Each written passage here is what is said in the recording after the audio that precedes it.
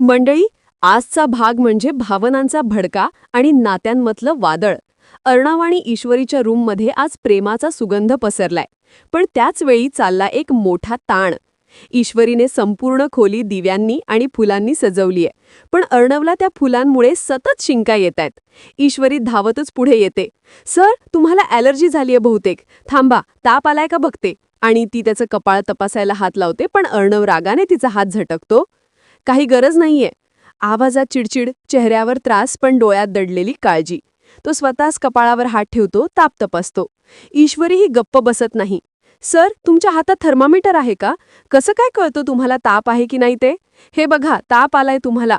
डॉक्टरकडे जायलाच हवं. तिचा आवाज आता काळजीने आणि प्रेमाने भरलेला. तेवढ्यात धाडकन दार उघडतं आणि आत येते लावण्या. तिच्या चेहऱ्यावर राग, मनात असूया आणि नजरेत जळजळ. कट टू देशमुख हाऊसचा हॉल.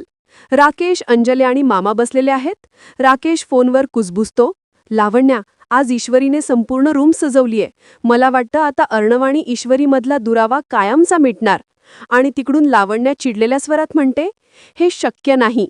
राकेश पुन्हा दबक्या आवाजात, जर त्यांना एकत्र येणं थांबवायचं असेल तर तू आत्ता घरात ये आणि अर्णवला थांबव. काही क्षणातच दारात उभी असते लावण्या. चेहऱ्यावर कटाक्ष, मनात विष आणि नजरेत ईर्ष्या. मंडळी, एकीकडे ईश्वरी प्रेमाने अर्णवची काळजी घेतीये आणि दुसरीकडे राकेश आणि लावण्य तयार करतायत कटकारस्थान.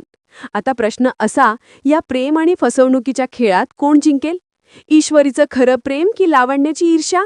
कॉमेंटमध्ये नक्की सांगा. आणि हो, जर तुम्हाला ईश्वरीचा हा गोड आणि हट्टी अंदाज आवडला असेल तर आत्ताच लाईक ठोका, शेअर करा आणि सबस्क्राईब नक्की करा.